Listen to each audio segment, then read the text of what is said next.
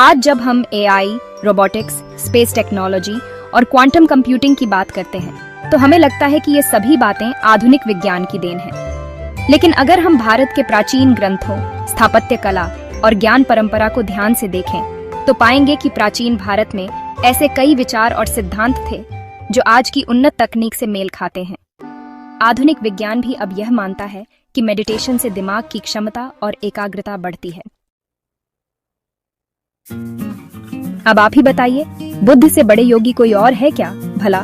बुद्ध एक महान वैज्ञानिक, मनोवैज्ञानिक, समाज वैज्ञानिक तथा इस समस्त प्रकृति में जो कॉस्मिक रिलीजन है उसे समझने में सफल हुए थे, और यह सब उन्होंने योग की मदद से प्राप्त किया था। यही मानसिक शक्ति और नियंत्रण के ये अभ्यास आज के कॉग्निटिव टेक्नोलॉजी, न्यूरो टेक्नोलॉजी और बायो हैकिंग में सहायक बन रहे हैं। आयुर्वेद और बायोटेक्नोलॉजी, जड़ी बूटी और उपचार आयुर्वेद में हर बीमारी के लिए प्राकृतिक समाधान मौजूद है। आधुनिक बायोटेक और फार्मा इंडस्ट्री अब इन्हें नए तरीकों से खोज रही है। डीएनए और त्रिदोष सिद्धांत, त्रिदोष, वात, पित्त, कफ का संतुलन और व्यक्ति की प्रकृति कुछ हद तक जेनेटिक्स और बायोमेडिकल साइंस से मेल खाती है। गणित, खगोल शास्त्र और कंप्यूटेशन अगर शून्य भारत ने नहीं दिया होता तो शायद कंप्यूटर जैसी चीज का अस्तित्व ही न होता। दशमलव प्रणाली, जटिल गणनाएं और खगोल विज्ञान सब भारत की देन है। अक्सर इसका शून्य का आविष्कार करने का श्रेय आर्यभट्ट को दिया जाता है, लेकिन इसके प्रमाणिक सबूत नहीं मिलते। लेकिन इस चित्र में प्राचीन भारत में शून्य की उत्पत्ति, विकास और बौद्ध दर्शन से उसका गहरा संबंध दर्शाया गया है। आइए इसे विस्तार से समझते हैं।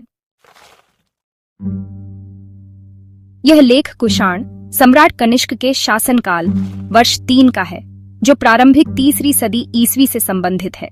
इस लेख में 20-2 जैसा अंक दर्शाया गया है, जो शून्य के प्रयोग का संकेत देता है। यह प्रमाण है कि शून्य का प्रयोग भारत में गणना के लिए प्रारंभिक समय से हो रहा था। यह प्राचीन गणितीय पांडुलिपि भारत में मिली है और ऑक्सफोर्ड डेटिंग प्रोजेक्ट के अनुसार इसकी सामग्री लगभग 600 ईस्वी की है। इसमें शून्य को बिंदु के रूप में दर्शाया गया है। यह पांडुलिपि बौद्ध हाइब्रिड संस्कृत में लिखी गई है, जो प्राकृत और अपभ्रंश भाषाओं का मिश्रण है। भगवान बुद्ध ने शून्यता या शून्य की अवधारणा का उपयोग किया ताकि यह सिखाया जा सके कि सभी चीजें अस्थायी और आपसी संबंधों पर आधारित होती हैं। उन्होंने शून्यता को एक दार्शनिक और आध्यात्मिक सिद्धांत के रूप में प्रस्तुत किया। उन्होंने यह बताया कि वास्तविकता को तभी समझा जा सकता है जब हम स्वतत्व को त्याग दें और इस सच्चाई को समझें कि सब कुछ आपसी निर्भरता पर आधारित है।